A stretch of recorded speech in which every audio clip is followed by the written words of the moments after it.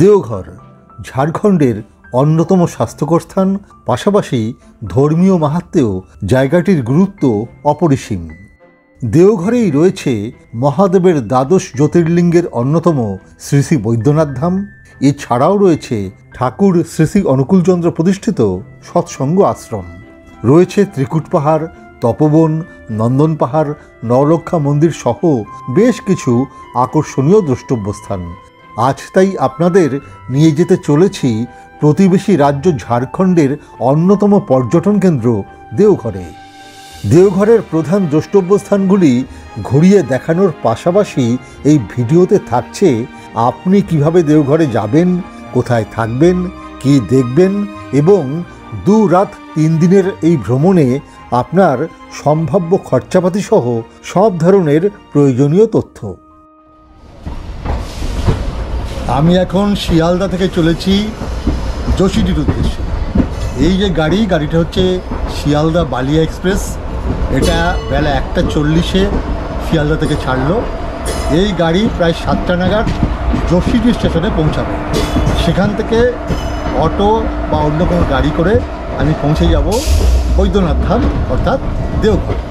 চলুন এই গাড়ি চেপে যাওয়া যাক দেওঘরে। দেওঘরে বৈদ্যনাথ ধাম নামে একটা স্টেশন থাকলেও সব ট্রেন সেখানে যায় না। দেওঘরে পৌঁছাতে গেলে আপনাকে নামতে হবে দেওঘর থেকে প্রায় 8 কিলোমিটার দূরের যোশীটি স্টেশনে। শিয়ালদা, হাওড়া বা কলকাতা স্টেশন থেকে বেশ কিছু ট্রেন যোশীটি যায়। কয়েকটি ট্রেনের নাম ও সময় সারণী আমি স্ক্রিনের উপর দিয়ে রাখলাম। আপনার সুবিধা মতো তার যে কোনো একটিতেই আপনি রওনা দিতে পারেন। কলকাতার দিক থেকে যোশীটি যেতে মোটামুটি ঘন্টা 6-7 সময় লাগবে।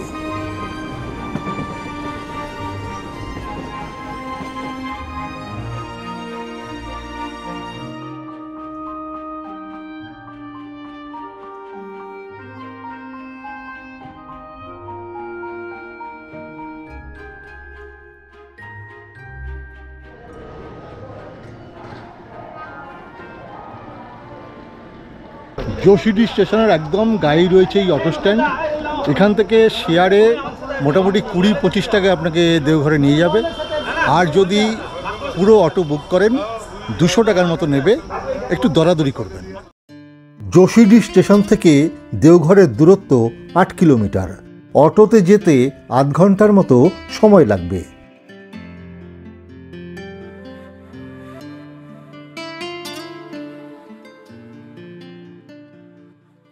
মন্দিরের আশেপাশে এই রাস্তাগুলোতে অনেক হোটেল আপনি পাবেন। আমরা এই গলির ভেতরে হোটেল নিয়েছি। আপনি ইচ্ছে করলে ক্লক টাওয়ারও নিতে পারেন, আবার মন্দিরের কাছেও নিতে পারেন। বিভিন্ন মানের হোটেল আপনি পেয়ে যাবেন। আপনার বাজেট অনুযায়ী বিভিন্ন হোটেল এখানে রয়েছে, আপনি বেছে নিতে পারবেন। আমাদের হোটেল ছিল মন্দিরের কাছে লক্ষ্মীপুর চকে। মন্দিরের কাছে চাঁদনি চক বা লক্ষ্মীপুর চকে মাঝারি মানের অনেক হোটেল রয়েছে। চাঁদনি চকে পাণ্ডাদের বাড়িগুলোতেও থাকার ব্যবস্থা রয়েছে। এছাড়া দেওঘরের টাওয়ার চকেও রয়েছে বিভিন্ন মানের হোটেল। বেশ কিছু হোটেলের নাম ও ফোন নম্বর আমি স্ক্রিনের উপর দিয়ে রাখলাম, ইচ্ছে হলে যোগাযোগ করে নেবেন।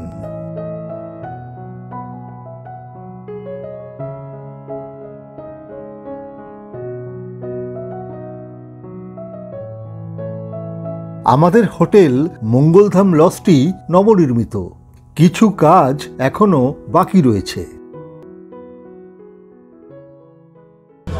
রাতে যদি পৌঁছান, অর্থাৎ রাত 9টা নাগাদ যদি পৌঁছান, তাহলে আপনি এখানকার যে কোনো দোকানে ডিনার সেরে নিয়ে আপনি ঘুমিয়ে পড়ুন।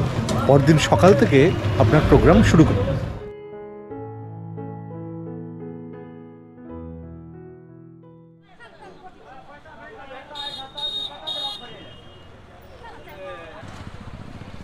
দেওঘরে প্রথম রাত্রি কাটানোর পর পরদিন সকাল সকাল মন্দির গলি ধরে পৌঁছে যান শিবগঙ্গায়।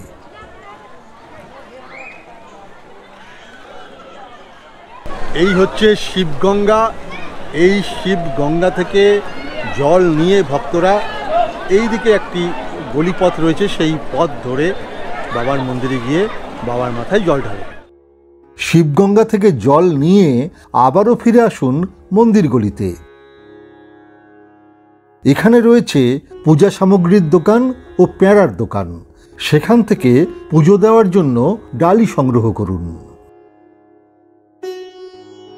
এ প্রসঙ্গে বলে রাখি, দেওঘরের পেয়ারা অতি উৎকৃষ্ট, তাই ভগবানকে নিবেদনের পাশাপাশি বাড়ির জন্য এখান থেকে পেয়ারা অবশ্যই কিনবেন। মোটামুটি 250 টাকা থেকে শুরু করে 360 টাকা কেজি পর্যন্ত নানা মানের পেয়ারা এখানে পাওয়া যায়। বাবা বৈদ্যনাথ মন্দিরে পুজো দেওয়ার জন্য পান্ডাও নিতে পারেন। পান্ডা নিলে তাঁরাই সাধারণত ডালির ব্যবস্থা করে দেয়। এক্ষেত্রে মাঝারি মানের ডালি 251 টাকায় পাবেন, আর পান্ডাদের দক্ষিণা আরও 150 টাকার মতো পড়তে পারে। ডালি সংগ্রহ করে মন্দিরে প্রবেশ করুন। এই মন্দিরে ভগবান শিব বৈদ্যনাথ নামে পূজিত হন। কথিত যে একবার দেবতাদের বৈদ্য অশ্বিনী কুমার কঠিন রোগে আক্রান্ত হন। সে সময় ভগবান শিব তাকে চিকিৎসা করে সারিয়ে তোলেন। সেই থেকে মহাদেবের আরেক নাম হয় বৈদ্যনাথ। এই বৈদ্যনাথকে বলা হয় রাবণেশ্বর বৈদ্যনাথ। তো রাবণের সাথে বৈদ্যনাথের কি সম্পর্ক, তার একটা সুন্দর গল্প রয়েছে। লঙ্কেশ্বর রাবণের উপাস্য দেবতা ছিলেন মহাদেব। তিনি একবার মহাদেবের দর্শন পাওয়ার জন্য কঠোর তপস্যা করেন ও মহাদেবকে তাঁর 10টি মাথার একটি একটি করে কেটে নিবেদন করতে থাকেন। অবশেষে মহাদেব রাবণের তপস্যায় সন্তুষ্ট হয়ে তাকে দেখা দেন ও তার অভিলাষ জানাতে বলেন। রাবণ তখন ভগবান মহেশ্বরকে কৈলাস ছেড়ে লঙ্কায় গিয়ে অধিষ্ঠিত হওয়ার আর্জি জানান। মহাদেব তৎক্ষণাৎ তাকে একটি ভারী শিবলিঙ্গ দিয়ে বলেন যে রাবণ যদি এই শিবলিঙ্গটি লঙ্কায় নিয়ে যেতে পারেন তবে অবশ্যই ভগবান শিব লঙ্কায় গিয়ে অধিষ্ঠিত হবেন। তবে শর্ত একটাই, পথের মধ্যে যদি শিবলিঙ্গটি কোথাও নামানো হয় তবে সেই শিবলিঙ্গ কিন্তু সেইখানেই মাটির মধ্যে গেঁথে যাবে, আর তাকে ওঠানো যাবে না। এই শর্তে রাজি হয়ে রাবণ সেই শিবলিঙ্গ নিয়ে হিমালয় থেকে লঙ্কার দিকে রওনা হলেন। এদিকে দেবতারা প্রমাদ গুনলেন, স্বয়ং মহেশ্বরী যদি কৈলাস ছেড়ে লঙ্কায় চলে যান তবে তাদের রক্ষা করবেন কে? তখন বিষ্ণুর পরামর্শে বরুণদেব গোপনে রাবণের দেহের ভিতর জল সঞ্চার করলেন। ফলে যাত্রাপথে ঠিক এই জায়গায় এসে রাবণের ভীষণ মূত্রের বেগ উপস্থিত হলো। তিনি তখন রাস্তার ধারে এক রাখাল বালককে দেখতে পেয়ে তাকে কিছুক্ষণ শিবলিঙ্গটি ধরে রাখতে বলে মূত্রত্যাগ করতে গেলেন। এদিকে এই রাখাল বালক ছিলেন ছদ্মবেশী ভগবান বিষ্ণু। তিনি সেই ভারী শিবলিঙ্গটি মাটিতে রেখেই অন্তর্হিত হলেন। আর রাবণ ফিরে এসে দেখলেন যে শিবলিঙ্গটি শর্তমতো মাটিতে প্রথিত হয়ে গেছে। তখন তিনি প্রাণপণ চেষ্টা করেও শিবলিঙ্গটি আর মাটি থেকে তুলতে পারলেন না এবং হতোদ্যম হয়ে লঙ্কায় ফিরে গেলেন। এই বৈদ্যনাথকে যেহেতু রাবণী আরাধনা করে এই পর্যন্ত এনেছিলেন, তাই এখানে বৈদ্যনাথের নাম রাবণেশ্বর বৈদ্যনাথ। বৈদ্যনাথের লিঙ্গটিও এখানে মাটিতে অর্ধপ্রথিত অবস্থাতেই দেখা যায়। এই বৈদ্যনাথ ধাম শুধু একটি শিবক্ষেত্রই নয়, এটি একটি সিদ্ধ সতীপীঠ। এই বাবা মন্দিরের ঠিক উপরের দিকেই রয়েছে পার্বতীর মন্দির। বাবা বৈদ্যনাথ ধাম মন্দিরের সামনেই রয়েছে পার্বতী মন্দির। এটি একটি সিদ্ধ সতীপীঠ। কথিত যে মাতা সতীর হৃদয় এখানেই পড়েছিল এবং ভগবান শঙ্কর সতীর অন্তিম সংস্কার এখানেই করেছিলেন। বৈদ্যনাথ মন্দিরের চূড়ার সাথে পার্বতী মন্দিরের চূড়া লাল ডোর দিয়ে বেঁধে দিয়ে ভক্তরা এখানে মনস্কামনা জানান।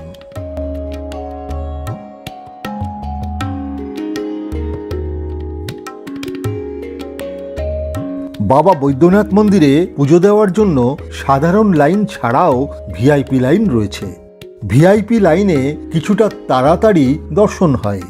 ভিআইপি লাইনের দক্ষিণা জনপ্রতি 300 টাকা।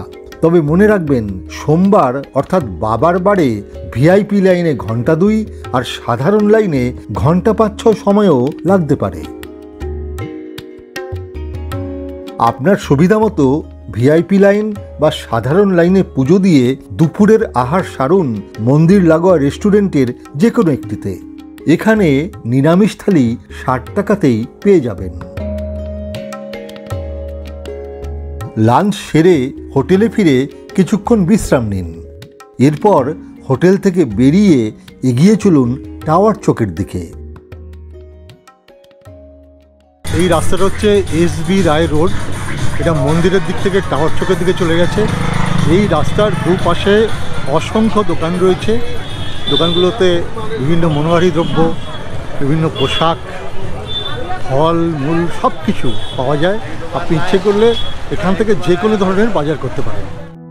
এসবি রায় রোড ছাড়াও এর পাশের রাস্তাতেই রয়েছে বড়া বাজার, সেখান থেকেও কেনাকাটা করতে পারেন।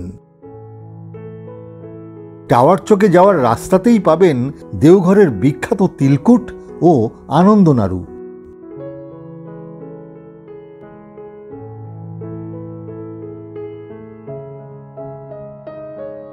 এই জায়গাটা হচ্ছে দেওঘরের টাওয়ার চক। এখানে একটা টাওয়ার রয়েছে এবং তার উপরে রয়েছে ঘড়ি। এটা দেওঘরের প্রাণকেন্দ্র। এখানে অনেক হোটেল রয়েছে, অনেক দোকানপাট রয়েছে। আপনি ইচ্ছে করলে এখানেও হোটেল নিতে পারেন। টাওয়ার চকে বেশ কিছু অভিজাত হোটেল রয়েছে, রয়েছে উন্নত মানের রেস্টুরেন্ট। আপনার বাজেট বা পছন্দ অনুযায়ী এখান থেকেও যে কোনো হোটেল আপনি বেছে নিতে পারেন।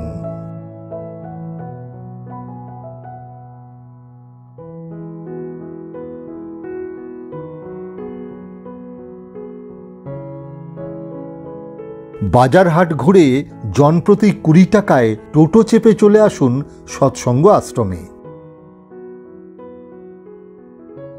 দেওঘরের একটি অন্যতম ধর্মীয় আকর্ষণ হলো এই শ্রী শ্রী অনুকূলচন্দ্র ঠাকুর প্রতিষ্ঠিত সৎসঙ্গ আশ্রম। দেওঘরে এলে আপনি অবশ্যই এই আশ্রমটি দর্শন করবেন। তবে ভেতরে কিন্তু ফটো তোলার কোনো অনুমতি নেই। 1886 সালে শ্রী শ্রী অনুকূলচন্দ্র ঠাকুর এই সৎসঙ্গনগর নির্মাণ করে তার আধ্যাত্মিক মতবাদ প্রচার করেন। আশ্রমের শান্ত ও মনোরম পরিবেশ আপনার ভালো লাগবে। দুপুরে এখানে প্রসাদের ব্যবস্থাও রয়েছে। আশ্রম খোলা ও বন্ধের সময় স্ক্রিনের উপর দিয়ে রাখলাম। আশ্রমের ভিতরে ক্যামেরার ব্যবহার নিষিদ্ধ। সৎসঙ্গ আশ্রম ঘুরে ফিরে আসুন বৈদ্যনাথ মন্দিরে, দর্শন করুন সন্ধ্যারতি।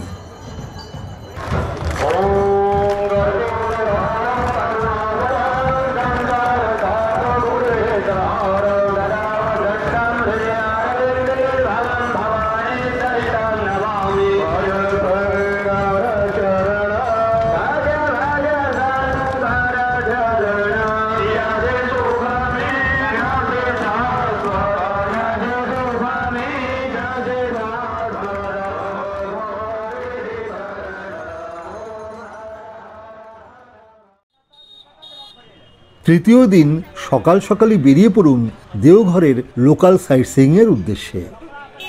দেওঘরের সাইট সিইংয়ের জন্য আমরা নিয়েছি 16 সিটের উইঙ্গার। এই উইঙ্গার গাড়ি আমাদেরকে ত্রিকুট পাহাড়, তপবন, নন্দন পাহাড়, নবলক্ষা মন্দির, সৎসঙ্গ আশ্রম সব ঘুরিয়ে দেবে। এই গাড়ি সারাদিনের জন্য আমাদের নেমে 3000 টাকা। তবে আপনারা চাইলে এই দেওঘরের মন্দিরের কাছে বা যে কোনো জায়গায় প্রচুর অটো পাবেন। অটোগুলোতে মোটামুটি 8-10 জন বসতে পারবেন। সেই অটো সারাদিন ঘোরাতে 1000 টাকার মতো নেবে। দেওঘরের সাইট সিইংয়ে সাধারণত ত্রিকুট পাহাড়, তপবন, নবলক্ষা মন্দির, সৎসঙ্গ আশ্রম ও নন্দন পাহাড় এই খানপাচিক দ্রষ্টব্য স্থানই দেখানো হয়। এ বাদে খুব ভোরে রওনা দিলে ত্রিকুটের পথে দেওঘর থেকে 45 কিলোমিটার পাড়ি দিলে দেখে নিতে পারেন বাসুকীনাথ মন্দির। সেক্ষেত্রে গাড়ি ভাড়া অনেকটাই বেশি পড়ে। দেওঘর সাইট সিইংয়ের প্রথম গন্তব্য দেওঘর থেকে 18 কিলোমিটার দূরের ত্রিকুট পাহাড়। দেওঘর থেকে ত্রিকুট যাওয়ার রাস্তায় খুব সুন্দর ইউক্যালিপটাস গাছ দেখতে পাবেন। খানিক দূর এগোলেই বাঁ দিকে দেখা দেবে ত্রিকুট পাহাড়।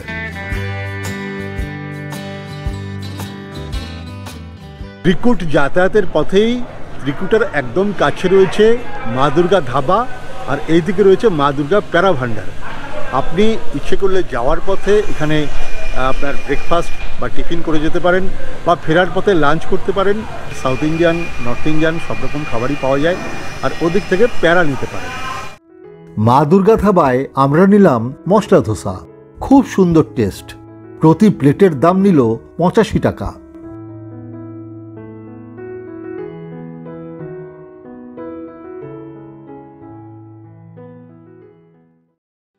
সকালের টিফিন সেরে অল্প একটু এগিয়ে বাঁদিকে মোড় নিতেই পৌঁছে গেলাম ত্রিকুট পাহাড়ের নিচে।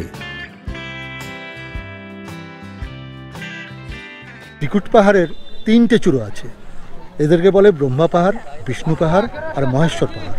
তো আগে ওই বিষ্ণু পাহাড়ে রোপওয়ে উঠতো, কিন্তু একটা দুর্ঘটনা হওয়ার পর রোপওয়ে বন্ধ আছে। এখন আমরা পায়ে হেঁটে যতটা পারি উঠব এবং আপনাদেরকেও দেখাবো।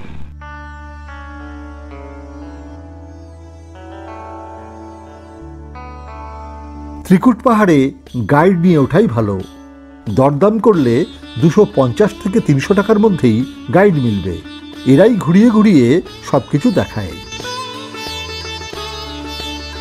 ত্রিকুট পাহাড়ের আরেক নাম ত্রিকুটাচল পর্বত। 2470 ফুট উঁচু এই পাহাড় হলো একটি ক্ষয়জাত পর্বত। পাহাড়ের একদিক থেকে ময়ূরাক্ষী নদীর উৎপত্তি ঘটেছে। অল্প কিছুটা উঠেই রয়েছে দুর্গা মন্দির, পাশে রয়েছে শিব মন্দির, আর আমার এই পেছন দিকে রয়েছে পার্বতী মন্দির।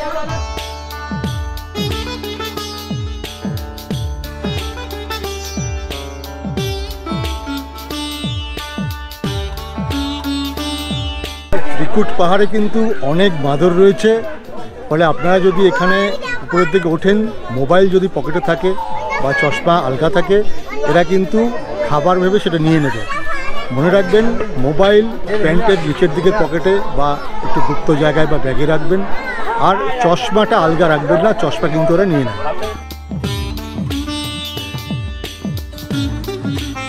ত্রিকুট পাহাড়ের এই পথ একদম ছায়া শীতল পথ। আপনার উঠতে তেমন কোনো কষ্ট হবে না, সিঁড়ি করা রয়েছে। আস্তে আস্তে মানে তাড়াহুড়ো না করে উঠবেন। আর বারবার বলি একটা কথা, যদি এই ধরনের ছোট ছোট পাহাড়ে উঠতে চান, তাহলে কোকা 30 বলে একটা হোমিওপ্যাথি ওষুধ আছে, সেটা সকালবেলা খেয়ে নেবেন কয়েক ফোঁটা, তাহলে কিন্তু আপনার শ্বাসকষ্টটা কম হবে। একদম আস্তে আস্তে যতটা পারবেন উঠুন, যেটুকু পারবেন দেখবেন আনন্দ লাগবে। স্বল্প সময়ে ত্রিকুট পাহাড়ের কোনো চূড়াতে ওঠাই সম্ভব নয়। কিছু দূর উঠে আমরা দেখে নিলাম ত্রিকুটাচল আশ্রম।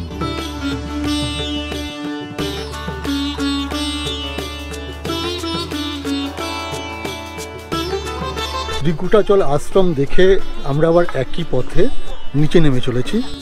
ত্রিকুট পাহাড়ের এই পর্যন্ত ঘুরে দেখতে মোটামুটি মিনিট 40 সময় লাগলো। ত্রিকুট পাহাড়ের পর পরবর্তী গন্তব্য তপোবন পাহাড়। ত্রিকুট থেকে দেওঘরের দিকে ফেরার পথে বাঁ হাতি রাস্তায় ঢুকে পৌঁছাতে হবে তপোবনে।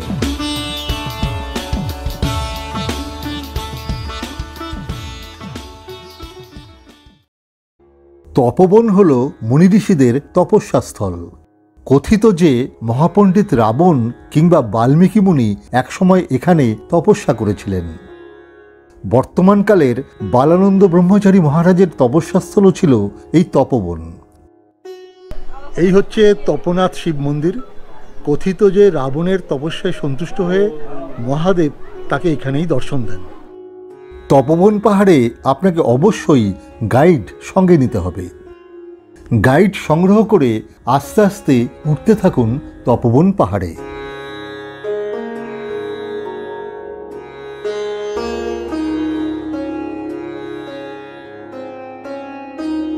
তপোবন পাহাড়ের উপর সীতা চাতাল থেকে চারপাশের দৃশ্য অত্যন্ত মনোরম।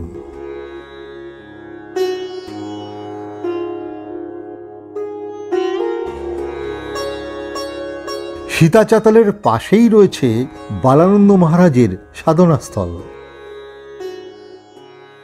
বালানন্দ মহারাজের সাধনস্থল দেখে তপোবন পাহাড়ের এবড়োখেবড়ো গুহা কন্দর পেরিয়ে দেখে নিন রাবণের তপস্যাস্থল কিংবা পাথর ফাটানো হনুমানের প্রতিকৃতি।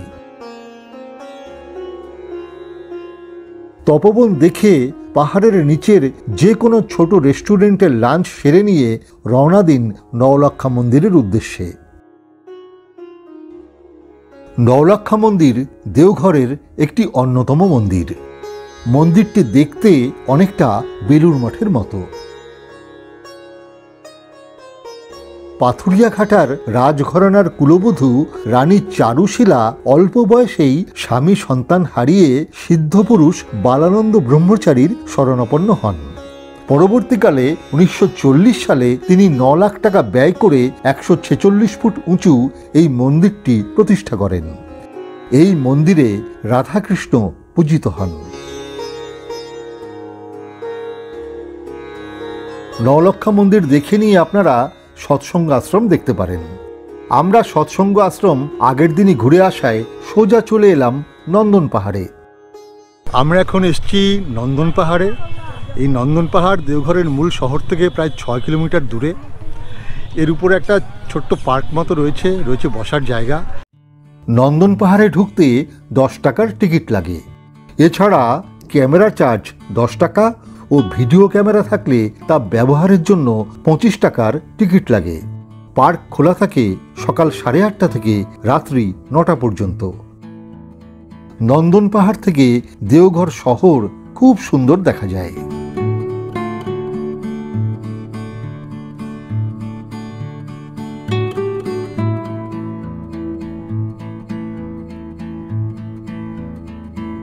নন্দন পাহাড় প্রকৃতপক্ষে একটা পার্ক, অর্থাৎ পাহাড়ের উপর ছোট্ট একটা পার্ক, যেখানে বসার জায়গা রয়েছে। বাচ্চাদের বিভিন্ন রকম আইটেম রয়েছে, যেমন এই যে পেছনে রয়েছে ভূতঘর, ওদিকে রয়েছে দোলনা, এদিকে নাগরদোলা, বিভিন্ন রকমের আইটেম এখানে রয়েছে। বাচ্চারা আসলে তো ভীষণই আনন্দ করবে, বড়োদেরও সন্ধেবেলাটা এখানে কাটাতে ভীষণ ভালো লাগবে। নন্দন পাহাড় ঘুরতে ঘুরতে আমরা বরং এই 2 রাত 3 দিনের দেওঘর ভ্রমণের খরচাপাতিটা এক ঝলক দেখে নিই। দেওঘরে যদি আপনারা স্লিপার ক্লাসে অন্তত 7-8 জনের দলে আসেন, তবে জনপ্রতি ট্রেন টিকিট বাবদ লাগবে 460 টাকা। যোশীডি স্টেশন থেকে দেওঘরে আসতে যেতে অটো ভাড়া বাবদ লাগবে 40 টাকা। সাইট সিইং এর অটো ভাড়া 150 টাকা, হোটেল ভাড়া 700 টাকা, খাওয়া খরচ 550 টাকা এবং পুজো অর্চনা ও অন্যান্য খরচ বাবদ 600 টাকা ধরলে জনপ্রতি মোট খরচ হবে 2500 টাকা। এবার এই খরচ থেকে যেখানে যা বাড়াবেন বা কমাবেন, খরচও সেই মতো বাড়তে বা কমতে থাকবে। আমাদের দেওঘর ভ্রমণ এই নন্দন পাহাড় দিয়েই শেষ হলো। আপনারা ইচ্ছে করলে সন্ধেবেলায় এই ভ্রমণ শেষ করে রাতের যে কোনো গাড়িতে আপনারা কলকাতায় ফিরে যেতে পারেন। আমরা যদিও আজকে ফিরবো না, আমরা আরও একটা দিন থাকবো এবং কালকে আমরা যাব উশ্রী ফলস এবং খান্ডলি ড্যাম। সেই ভিডিও এই চ্যানেলে আসবে, আপনারা দেখতে থাকুন। চ্যানেলের কাজ ভালো লাগলে সাবস্ক্রাইব করে সঙ্গে থাকুন এবং লাইক এবং কমেন্ট করে কেমন লাগলো ভিডিওটা জানাবেন। আজ শেষ করছি, দেখা হবে আগামী পর্বে উশ্রী ফলস এবং খান্ডলি ড্যামে।